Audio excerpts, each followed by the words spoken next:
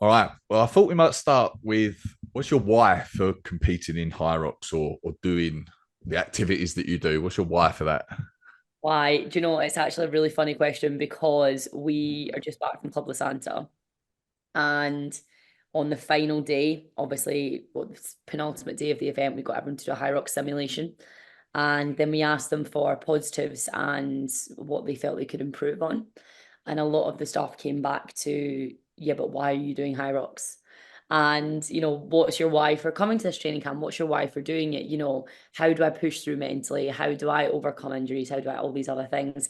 And we were like, you need to ask yourself why, but don't just ask on the first level, ask on the second, on the third, on the fourth, on the fifth level. So then Emma and I got into it and it was like, what's your why? And it's a funny question for me personally because my why probably stems from trying to make myself healthier and trying to avoid depression, trying to maintain anxiety, and trying to do it for little Claire, is what I say. So, little Claire was not very fit. Little Claire was the last I was picked for the team.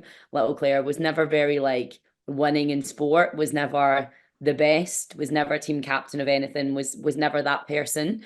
And then just through kind of my journey over the years, I kind of fell into fitness accidentally. And then it became this gateway drug for the long time, of like this thing to control my life. And then I spent a lot of work of trying to not use it as a drug. So now my why is very much around the mental health side, and actually just trying to become a better person from it. Um, and yeah, that's I think why I fell in love with Hyrox so much because it can be competitive, of course, but it doesn't need to be competitive. It can actually be really fun and really freeing. And that's more the side I'm at now. Okay, interesting. So, from a mental health perspective, is it having a goal to focus on and like a reason to get up every day and this, that, and the other? Is that what it gives you? Yeah, 100%. I'm very goal driven and I have a very addictive personality, is how I like to say it. And everyone can have addictions on different things. And mine's is now on trying to improve myself, which is a for me, it's a positive addiction to have. How can I be better?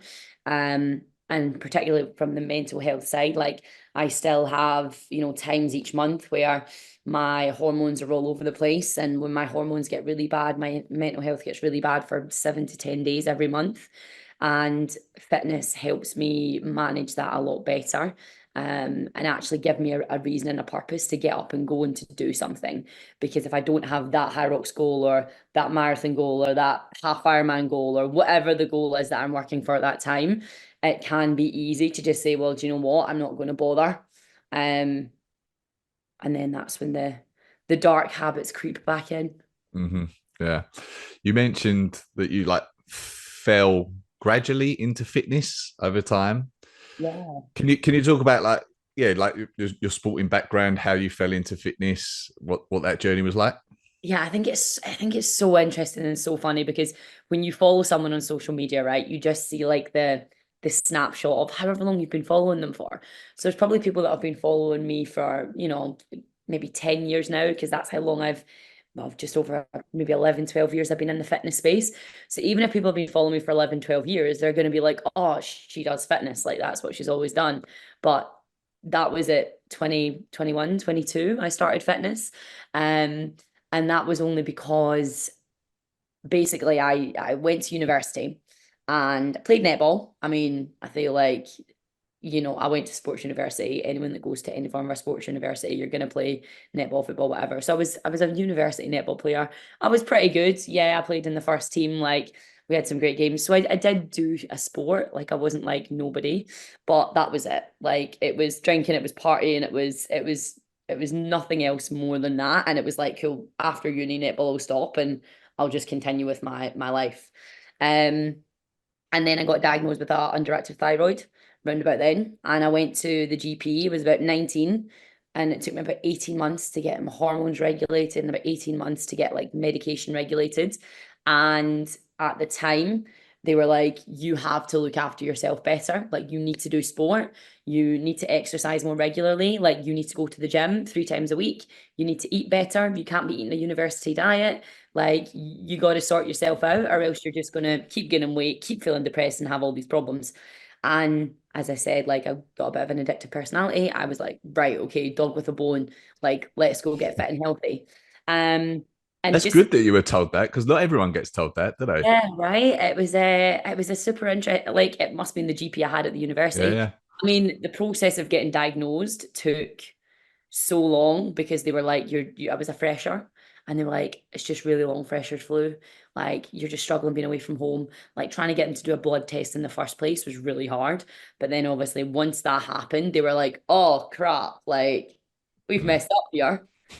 Um, so yeah, it just started from there, and then I went to study abroad in Australia, on my third year. So I was kind of starting to get the hang of like my medication and starting to find a better balance on life, and was like, "Do you know what? Australia looks like a really fit place. I'm gonna go there and get fit." And I went on a study abroad and started Les Mills group exercise in 2013 and haven't looked back. Did you immediately find that like sport and health and having a purpose did benefit your mental health? Was it like a quite clear, obvious thing? Yeah, it was super interesting because there is like a bit more to that story in that I was in Australia and I was paying for gym membership, which I'd never done before, and I was paying for quite a nice gym membership, because I wanted access to Les Mills classes, and I was really enjoying learning. And the friendship group I was making out there were all, they were trained to be lawyers and different kind of higher career goals than what I had at the time. And they were all super disciplined and super focused on their gym routine. So it just kind of became this thing for me that was, giving me purpose back then, and allowing me to find routine and fit in with people who that's what they did. But then basically on the last day of my study abroad, my mum passed away, and it was super sudden. And I got a phone call being like, "Mum's passed away during the night. You have to come home." And I just handed in my last exam paper, and I was about to go do some traveling in Australia, and it was like, "Plans have changed. You're going home." So came home. So it very much then became the thing that it was a thing that had kept me surviving out there for the last 6 months and taught me how to have friends and all this. And I came back and it was like I was so lost. And it was all I had. I was like, cool. All I know right now is I'm just gonna go sign back up to a gym. I'm gonna keep going to Les Mills classes, and I'm just gonna keep doing this thing because it's making me feel good. And it was just like my way of managing grief. And I suppose it kind of stemmed even more from there. Like it really grew arms and legs and became this thing that was like, yeah, you've got purpose. Mhm. So from there, uh, I know at some point you've done. I know like you're doing halves now. You've done an Ironman. You're training for a marathon. Maybe we'll talk about those in a bit. But you've also done some bodybuilding. Yeah, yeah, Yeah. yeah. So it's super like, again, this is where when I say exercise was, it was a control and it was like an addiction, and it was kind of probably going down a bit of a dark path when I did bodybuilding. Because I was in a place where I could control my exercise, I could control my food, I could control how I looked. And I was getting positive feedback about how I looked when I looked a certain way. And I was getting negative feedback how I looked in a certain way. And I was able to flip that and control it and be aesthetically pleasing. And the bodybuilding back then was just, it was just a means to focus everything in, because I don't know if have you ever done bodybuilding? Have you ever been No, swayed? I've not done bodybuilding, but I've done a cut once for like 12 weeks to that gave me a good idea for how horrendous it can feel. Right. And I think this is the thing, like if anyone, even anyone listening has been like, oh yeah, I've done bodybuilding. Like if people enjoy it still to this day, I have so much respect. But like I fell into the bodybuilding game, oh God. So I took out a coach 2015. So 2013 came back from Australia. 2015, I started working with a coach. And I was just about to do my first ever show at the weekend, and my dad passed away. I'm laughing. It's not. It's like it was literally like, so my dad passed away, and I was like, I'm still going to do this show, and I went and I still did the show, and like I think even that me decide making that decision then and there was probably one of the worst things I could have ever done, because I was like, well, see, even I can still keep it together. I can still do these things, and it doesn't matter that this happened. I can still be this person, and nobody need know anything that is going on. And yeah, it became probably another two years of me just controlling food, controlling everything. And like, don't get me wrong, I learned so much. I did so many courses, I did so many qualifications because I was going to be the absolute best, number one bodybuilder, strength coach, you name it. Like I was going to be the go-to person. Like I've got the nutrition, I've got all the bells and whistles. I built a coaching business. I was coaching other athletes on bodybuilding, on body transformation.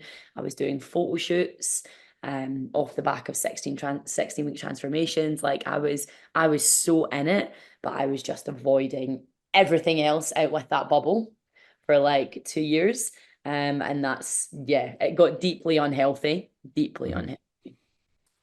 There's a guy at my gym that's uh just done 2 shows actually, but I could see just like everyone talks about like, wow, you work so hard for Hyrox and everything like that, but I would work hard for Hyrox over like a cut for a bodybuild any day. He was like slurring his words. I could see how tired he was. He was crying one day after he got off the step machine because it was like just overwhelming for him. That yeah, I it doesn't appeal.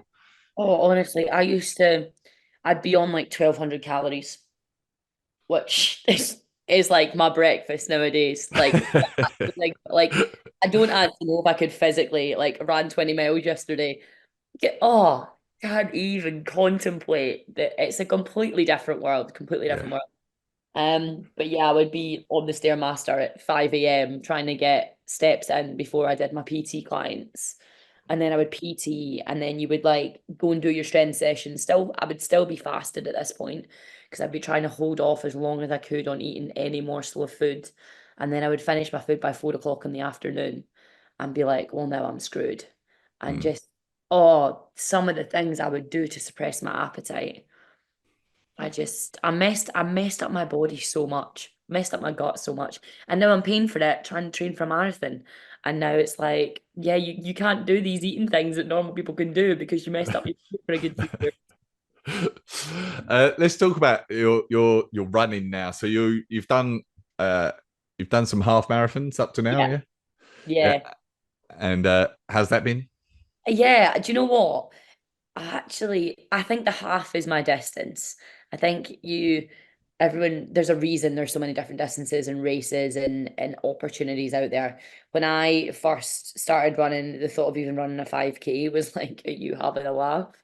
And then, 2020 happened, and for a lot of people, running became, again, for me, it was mental health, but it became one of the only options. And I started running 10Ks, and I was like, oh, I actually quite like running 10Ks.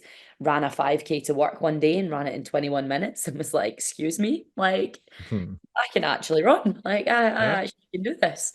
Um, so yeah, built up to half, done a 70.3 this year, which was interesting, definitely interesting. And then yeah, first marathon in 4 weeks. Wow. How how was the Ironman? The 70.3? Was that you say interesting? Yeah, do you know, I was just thinking like when we were chatting about doing this and like sporting achievements and all the rest of it. And the Ironman it's got to be like, I mean, if anyone does one and says it's not the greatest achievement they've done in a sporting capacity, they'd be wild to say it wasn't. But it really was. Like it taught me so much in training for three different disciplines at the same time. Like training for Hyrox, we've got this, we're trying to train for strength and we're trying to train for running. And then we amalgamate and we put them together as it's getting close to a race, right? And we try to push our limits and we try to maximize our capacity in both and be great. And that's very much what a triathlon is, but it's three disciplines. And trying to be good in three disciplines at the same time when they are so vastly different. Like they don't interrelate at all. Like sure you can use the bike to build your aerobic base and then running is not as hard, but the joint and the stress that you then have running after a swim and after the bike, it just mentally it was the most incredible dark place I've ever been in, but taught me so much. Do you feel like so you're training for a marathon now, which is in 4 weeks' time? are you also training for Hyrox at the same time? Do you feel like it's helping Hyrox or not? Yeah, so it's super interesting because when I was training for the 70.3, the main reason I signed up for the same, I reword that. I came into 2024 and my theme for this year was new. So I was like, whatever's new, that's what I'm leaning into. I was like, let's just do it, whatever's new, which is where the 70.3 came from and where the marathon came from. Because I've never done anything like that before. And I was like, let's the year of new. So the big reason I said I wanted to do both was to improve Hyrox in the long run. I knew my running could be good, but to be able to hold the paces that I want to be able to hold for my races, I knew I had a lot of work to do. Like I've not been running my whole life. I've not got the genetic blessed background that a lot of people have. Like I've really got to put the work in. So that was why I said about doing both races in the first place. And what I found was I'd compete in Hyrox in March in Copenhagen. And I'd only been doing triathlon since December. So went to Copenhagen, hadn't done a burpee this year, hadn't touched a sled this year, like had not been near anything remotely Hyrox apart from intervals once a week. And I took 7 minutes off my last Hyrox race. Wow. And I was like, oh, okay. There's like some proof in the pudding here because I was doing 4 compounds and accessories a week, 2 strength days, and the rest of it was swim, bike, and run. And I was like, okay, there's method in this madness. So the marathon's coming up again. I've done maybe a little bit more of sled work, um, maybe a few more wall balls. I've not done a burpee still, probably since March. But we've got Paris 2 weeks after Chicago. So time will tell Yeah. because yeah, we'll see what happens there. Um, so yes, training for both mentally, I'm preparing for both. But in terms of, oh, this is what a high rocks workout looks like, I haven't seen one of them in a while. And Okay. I miss them a lot, but it's you can't train for everything at once, but you No. can if you yeah, you let go of what training looks like. On that topic, so but you are still doing, is it still like you're doing 2 strength sessions a week? Is that what you're doing? You feel like that's enough to like, you've got an attitude of like, that's maintaining my strength? Is that how you're thinking about it?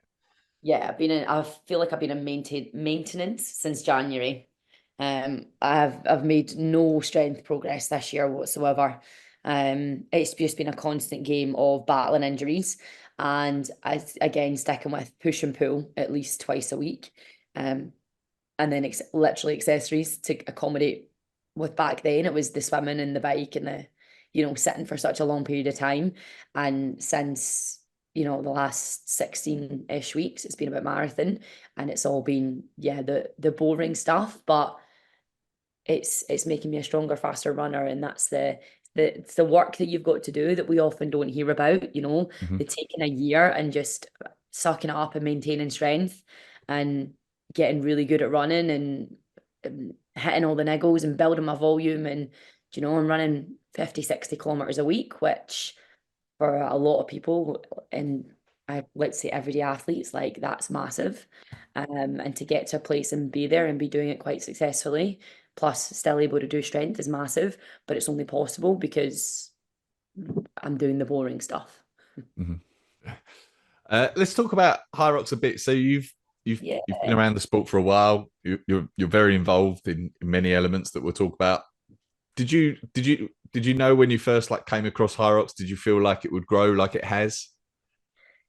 Do you know, I didn't know. I was so unsure. Like I knew it was great, and I was like, everybody needs to know about this. Like if I can do this, and like I think my first race, I found out about it about 2 days before. It was back in 2021, and it was a friend that was like, "Oh, my doubles partner's dropped out. She had a PR spot." And she was like, "I need a doubles partner. You run, can you come and do it with me?" And I was like, by run, you mean I've started running 10Ks. Like that's, I wasn't a runner. And I was like, sure, let's do it. Let's have some fun. Um, and it was just such a fun experience. So I suppose it wasn't, I was like, oh, it'll grow as big as what it'll grow, but I definitely thought there's some great potential here. And like I didn't know enough about the team running it at the time to know just how incredible those people were and the visions they had. And I suppose if I did know that, I would have been like, yes, I back this 1000% from the get-go. Um, but yeah, yeah, it's just fell in love on day one.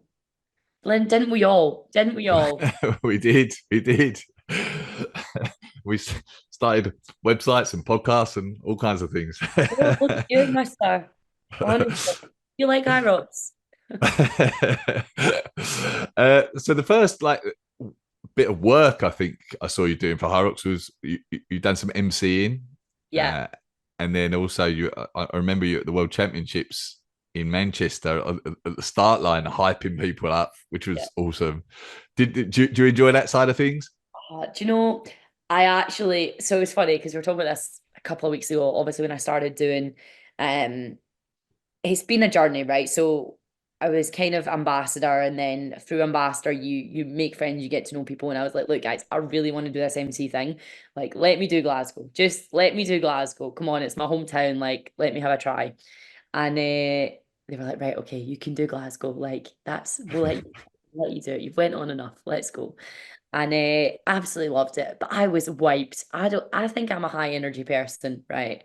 And the role I do now, like with the race direct and stuff, it still requires a lot of high energy, but it is nothing in comparison to the energy that is required to be on that mic. And I think I took about 2 weeks to recover from it. I was like, oh my gosh, I was like, I don't know how Faisal and Geddy and Gus and all them get up and do it event after event after event. I'm like, I was exhausted. I absolutely love it, but like, I'll do it for an hour. um, and so you do some race directing now as well. Yeah, which is Uh, really what's like high level? What does that involve? What's cool. your responsibility? Yeah, it's basically all the behind the scenes, which is, it's behind the scenes for a reason. So it's all the behind the scenes of the event. And basically the part of it that I enjoy is just being there in the rock zone on race day. Like obviously I'm there from a health and safety perspective on the race weekend. Um, but it's just you get to be in the thick of it. Like you get to just be in that rock zone, and every single athlete, you get to see them start, you get to see them do the sled, and you just get to watch them go through the different phases of the Hyrox journey, you know? And you just get so many people who they don't know you maybe don't know them, and they shout random stuff at you. They're having a great time. They're hating it. They're loving it. And it's just so good to be in that position and then be like, oh, can you cheat me on the next one? Or can you do this on the next one? Or and it's just like, no, shut up. Like keep going, keep going. But it's just really fun to be part of that environment. Yeah, Um, and it's a different energy completely. nice. What's your Have you got a favorite venue that you've been to? Obviously, you've been to loads now doing that. You've got a Yeah. favorite memory? Yeah. Do you know what? Nice was great. Nice was incredible. Um, I think because that was my first world champs where I didn't compete and I was on the kind of working side, and it's just a completely different side. Um, and the team is just so incredible. Like I think the success of Hyrox is testament to the people that work for Hyrox and the people that believe in it so passionately. Their blood, their sweat, their tears have went into this, and they are incredible people. Like I've worked with companies in the past where people have, put themselves on pedestals and, they believe they're the best and they say they're for everybody, but they're not for everybody. Whereas Hyrox really is for everybody. And it's it starts from the top down. The what you create at the top of the company is what everybody below you starts to eat, sleep, and breathe. Mm. And I think just doing such an incredible job and actually being in Nice and being part of that on such an interesting level was like, okay, this is something powerful. Um, and it just made it such a great, like, okay, this is my life. This is really cool. Yeah, it is amazing to see it all like come together on the day. Like, just there's so many elements that all got to fit together, and it just runs like clockwork, doesn't it? It is amazing, really. How it happens still blows my mind, but it happens, we make it happen. Yeah. And then now, fairly recently, it's been announced that you're part of the global Hyrox master team. Yep. What's involved in that? Yeah, so it's as it is, it's just at this present time, it's myself and Jake, and we are in support of and kind of being the representative and faces of the kind of UK team this year, supporting with education, training, development, brand awareness, um, and just getting the message and the good vibes of the sport out there. So obviously, Jake, I'm sure people know of him. He is an absolute machine. He is like, This is Jake Dearden for oh, people that Jake, aren't aware. yeah, yeah, Yeah. yeah. I forget. Sorry about me. Jake, Right. yeah. So he's an absolute machine. Like he's quick on his feet. Yeah, he's an absolute rocket. He's great. And then I suppose I'm at the other end. Like I love Hyrox, I love running. But I'm very much, we spoke about it, I'm a coach through and through. And very much trying to get as many people into Hyrox as possible is where I come from. Like let's make it as accessible as possible for everyone. So that's kind of my footing and my message on the ground this season, just trying to get more people involved in the sport that don't know that they can do Hyrox. I was going to ask you that actually about your coaching. In I think I saw you said like you like to work with a more everyday athlete. Yeah. Um, is it a case of like just showing these people that Hyrox that they can do Hyrox, that Hyrox is for them, that it's possible for them? Yeah, 100%. Like I have, of course, I have clients that want a PB, and I'm very fortunate in that I work with quite a lot of like ex athletes. I've got quite a few out in the States that were like, track athletes. I've got a couple of guys that were CrossFit Games teams. And just I've got some really, really cool athletes coming on board as well. And for them, it's more like, oh yeah, my main sport career is done. So now I want to try another sport and like that relearning. But the majority of people that I do help and work with are people who just want to know that they can get across that finish line. And I have a client who did our first ever half marathon this weekend, and it was like just under 2.5 hours. And she absolutely smashed it. And like she's never ever considered anything like that in her life. The age and everything she is, like it's incredible that she signed herself up for it and incredible that she put herself out there for it. Um, and yeah, just trying to teach people that it doesn't matter how old you are or what your background is or, what you were told when you were growing up. Like you can actually still be fit and healthy and change the next 10, 15, 20 years of your life. You're not over the hill, you're not done. Like you can still make positive progress because you got a long life left to live. So let's turn that, health around. And very much looking at that space more than anything. Nice. Do you feel like there's any common mistakes that people do if they any sort of level of experience that they're coming into Hyrox and trying to train for it without a coach? Do you feel like there's any common mistakes that you see? I made a post the other day actually similarly on this because we all do it, right? We all do it. What do we love Hyrox, right? What is it we love about Hyrox? We love the feeling, we love the buzz, we love the feeling of running into a sled push or pull, whether we want to admit it or not. Like we're chasing that buzz, we're chasing that high. And that feeling of getting faster at that and that feeling of seeing your times improve. And that's the feeling that so many people are chasing because it's like, well, that's what Hyrox says. If you look at it on paper, it's this, and this. So I just need to get good at A to Z on paper and I'll be better at Hyrox. And that's not the case, right? I mean, you know this, but trying to help everyday people see that actually to get better at Hyrox, you kind of don't want to be doing Hyrox 5 days a week. Um, you want to be doing it one day a week. Because you love it, let's keep it in one day a week. Like we're not going to take that away from you. Um, but these are the things that are going to support your Hyrox, and these are the things that are actually going to make you better at Hyrox. And it's such a difficult message to get across because if you are looking at athletes and you are looking at people who are at the top end and want to improve, a lot of these guys are probably not doing any form of sim practice for a good 2 to 3 months in an off-season format, at least. They're doing skill work, they're breaking stuff down, they're they're not worrying about their compromise runs and their ability to push at threshold when they're 6 months out from a race. But the message of Hyrox and the everydayness of the Hyrox is that's how we want to be training. We want to go to a fitness class. And if we go to a fitness class and it's not that set up, we'd be like, well, this isn't Hyrox, do you know? So it's trying to find that balance right now of helping people understand that, yeah, you can of course do the fun, the high intensity stuff, but that's only a very, very small part of the puzzle piece. And if you do want to be competitive in any way, shape, or form with yourself or with other people in your age group, whatever it may be, you have to take a step back and look at the bigger picture. Yeah. How about uh, nerves on race day, especially for sort of relative beginners in the sport? It can be nerve wracking, can't it? Right. What would you say to people that are worried about their first race?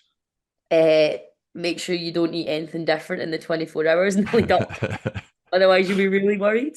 Um, It is though, like nervous belly is real and nerves in the start tunnel are real, but I I mean it's a super, super obvious thing, I believe nowadays. But years ago when I was kind of getting into the whole personal development space and like learning about feelings and all the rest of it, and it's the feeling that your body or your brain can't understand the difference between fear and excitement, and it mirrors the same feelings within your body. So when you're feeling those nerves and you're feeling that fear in the start tunnel, it's just saying to yourself, hey, my brain's just a bit confused here. Like it is excitement and I am excited. And it's even just trying to like get that message of that anxiety and that stress that's starting to take over is just excitement. It's just your body's feeling the same thing and you don't know what to do with that emotion and process it. Um, yeah, I think it's learning those feelings and it's learning that you're gonna have them. Like it doesn't matter whether it's your first race, your hundredth race. Of course, you want to get to a place where you get in that start tunnel and you're excited and you know that excited feeling. But on your first time, you're gonna be absolutely bricking it, absolutely bricking it. And it's okay. Just like I said, don't play with your diet in the 24 hours before and make sure you go to the toilet. All right. So, how about running? So, obviously, you've done a lot of running lately, training for a marathon, done halves, Ironman. Running is a big part of Hyrox. Um, what do you feel are the important run sessions for Hyrox? Do you program a mixture of easy, zone twos, thresholds, intervals, blah blah blah? Do you incorporate all of those if possible? Yeah, I think it is super athlete specific, and where there is a generic, everyone needs to have a good amount of a base. If you've got a good amount of a base, you can buff lactate. If you've got a good amount of a base, aerobically, you're going to be able to keep up with the demands. Also, if you've got a good enough a base, you can cope with the stress and the demand on the joints that's going to accumulate as you move in, right? So you've got that side there, but to get faster at running, you do need to run faster. Like I am the queen of preaching, run slower to get faster, right? 80% of the time, your runs have got to be slow, but 20% of the time your runs have got to be fast. And it's kind of letting go of any ideas around every run needs to be fast to get better and every run needs to be slow to get better. Like there has to be a balance in there. Um, I very much like to work with everything on periodized cycles. So, if we're working on 400s for a short amount of time, then our other volume might be accumulating out with, or we might be working on 1200s, so your other volume might be staying the same out with. And it's just that constant, like, where are we putting the stress and where are we putting the demand on the body? And then, of course, as you get closer to race, that's when you need to be doing the compromise running, and you probably need to be doing some form of tempo in there as well. I think tempo is a good thing for more experienced runners, but in the early stages, like if you can just get someone to find two speeds, it's a nice place to be. Like just learn how to run hard and fast and use the full recovery, and then try to hold a conversation on this run. And for a beginner, that's all they really need. But then obviously, as you get more experience, you're like, okay, can you run at tempo? Can you run at threshold? Like, what's your 50-minute all out pace? Like, where are you at?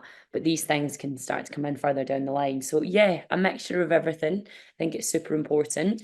But really tapping into your, are you on a couch to 5K run journey? Are you on a doing your first 10K run journey? Or are you on a I'm trying to run a half marathon run journey? And where do you sit within that spectrum of your body? Yeah. I was going to ask you where you like to see people volume wise, like in a week. But I guess that depends again on where they are on their journey. But like in an ideal world, Yeah. where would you want to see someone? So my I kind of sat with it at the beginning because if you've got someone that's trying to run their first 10K, right? They're not going to be running much more than 20 kilometers a week in 12 weeks. Let's be honest. If they've never run 10K before, trying to get someone to build up to a long run of 10K and then try to find enough space in their week to maybe do some easy runs. These are the guys that I'm probably getting to go on the bike.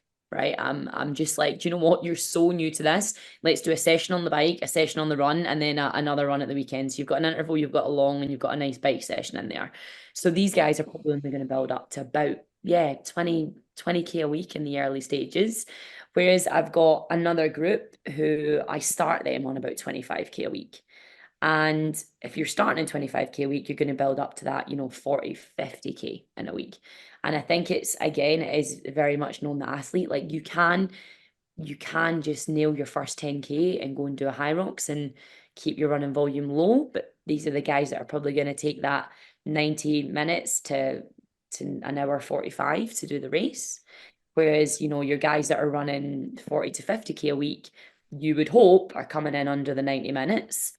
Otherwise, something's went severely wrong. These guys are probably coming in under 120, and that's again, the level of difference. And it's very much looking at the athlete that you've got in front of you and their running background for sure.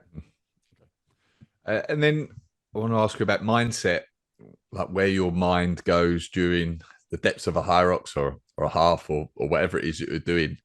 Do you find that something helps you spur you on at those moments?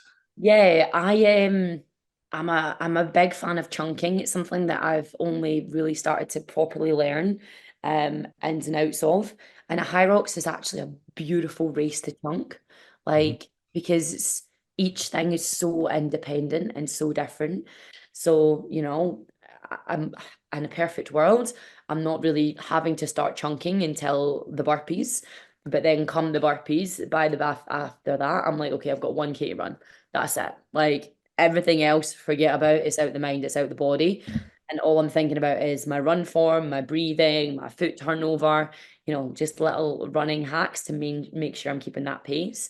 And then, as I'm coming round and I'm like, okay, I'm ready to go in the in arch, I can see row. Now I'm starting to think about row. And I'm like, okay, what's the next task at hand? It's row.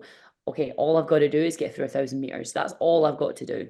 And I very much just keep everything locked in on that one skill at a time. Um, I hear it so often from other people, especially in the rock zone. Like I was saying, that's where I spend a lot of time. And I'll see someone run past, I'm like, oh my God, you're doing amazing. And they'll be like, oh, but I've got wall balls soon. And I'm like, where have you just come from? They're like, sled push. And I'm like, why are you thinking about wall balls? Like, you're so like forget about it. Like focus on the run, okay? Focus on that next 1K.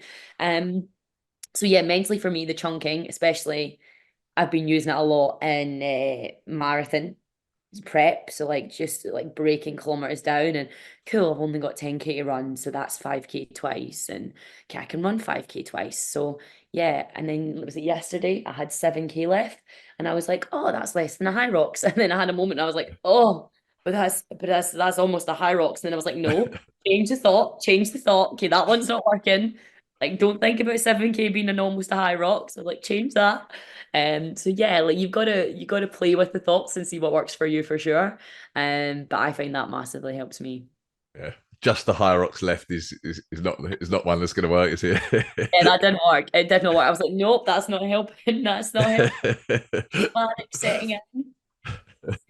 Chunking's come up a few times on here actually. That first I'd sort of really heard of it was with a sports psychologist, Josephine Perry, sort of mentioned it, and then we've had a few athletes on here since actually, because Hyrox does lend itself so well to that, like really more than a marathon or something, doesn't it? So yeah, it's a very good one.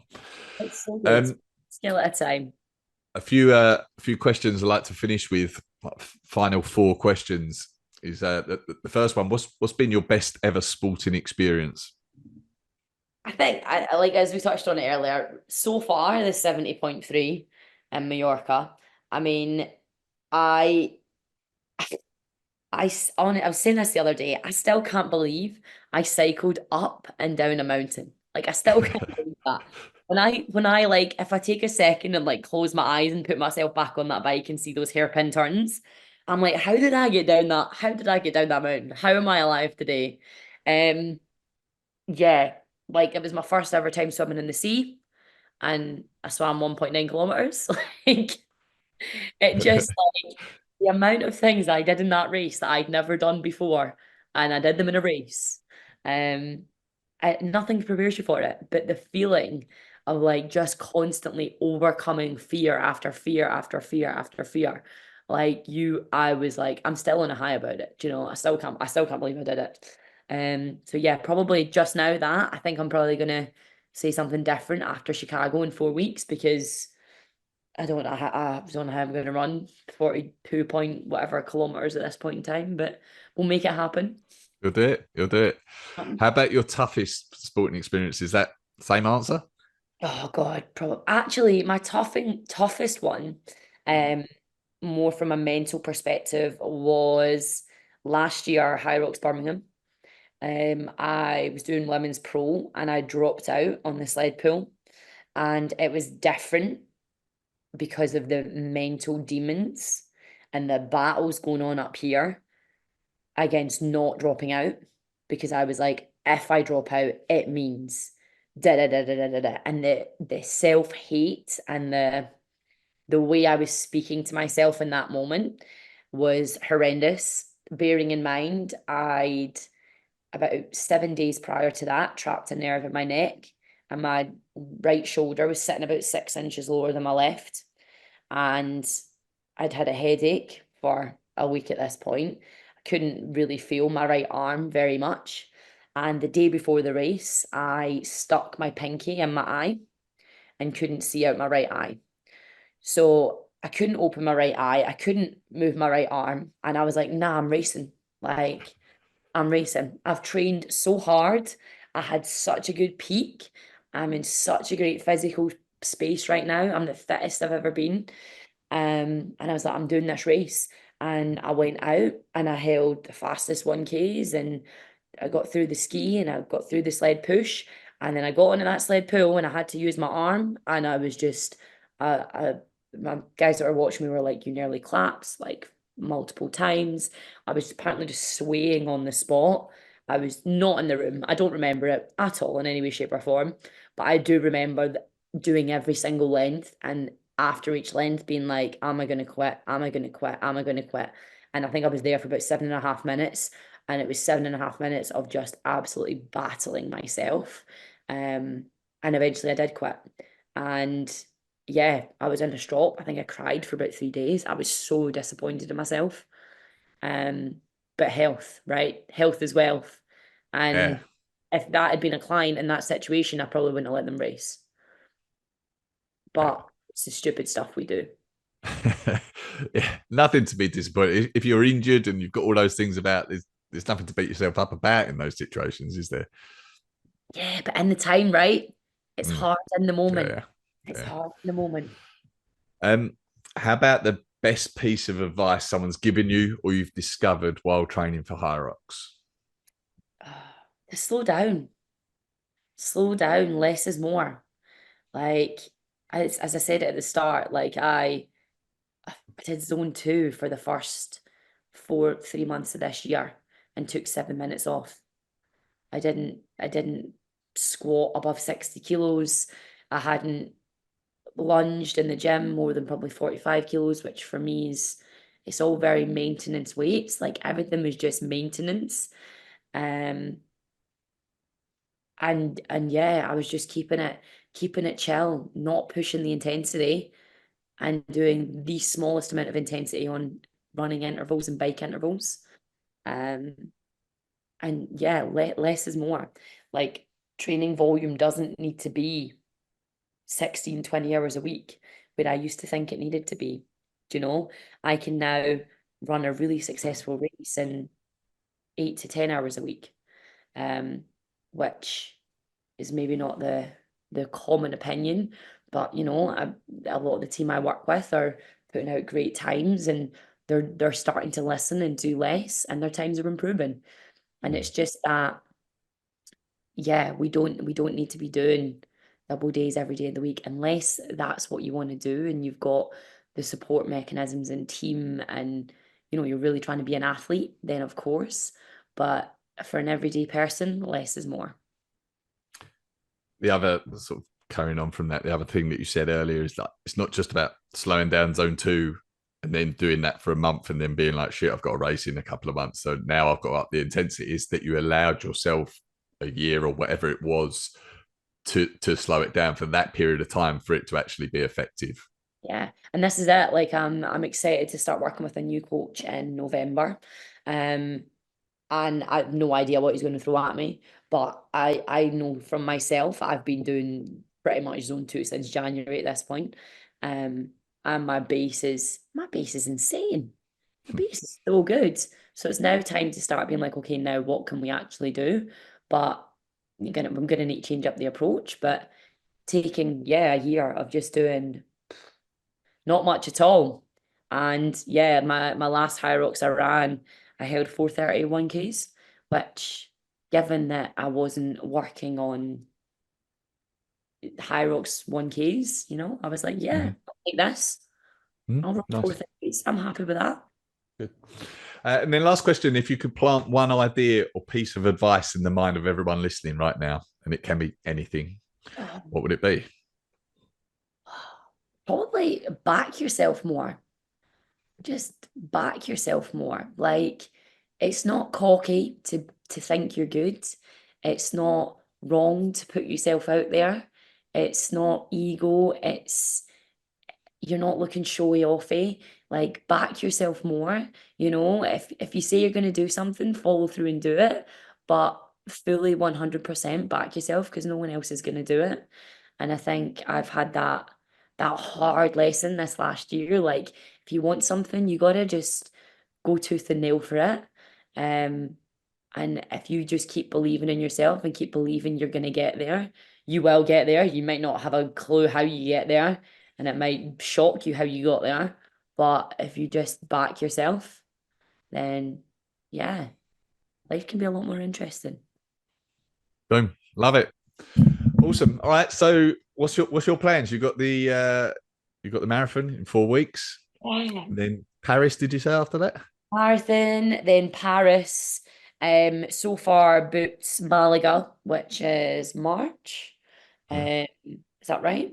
Yeah, yeah. Up. I think it's March. I don't know. That's how it's too far ahead for me to be thinking about. Um, Probably going to do another training camp between now and then, which will be really cool. So we kind of see if I can find a race around, find dates for training camp, and then find another race around training camp. That'll be really cool. Maybe try and do Vienna. We'll see if there's still tickets for that. Um, yeah, just getting more into no more marathons, no more 70.3s next year. Just going full steam back into Hyrox now that we've spent a year. You know, it's time to actually put my money where my mouth is, as they say, and let's see if we can actually get some time improvements that are noticeable. All right, awesome. All right, well, thank you for this. Where should people go to follow you, find out more about you? Instagram's the best place. I think everything's on Instagram, right? That's where we go. So it's Clare, CLE_Rafferty, REFFERTY _. And yeah, if you find me there, I will be sure to chat, because I love a chat. All right, awesome, amazing. Thank you for this. Cheers, bud.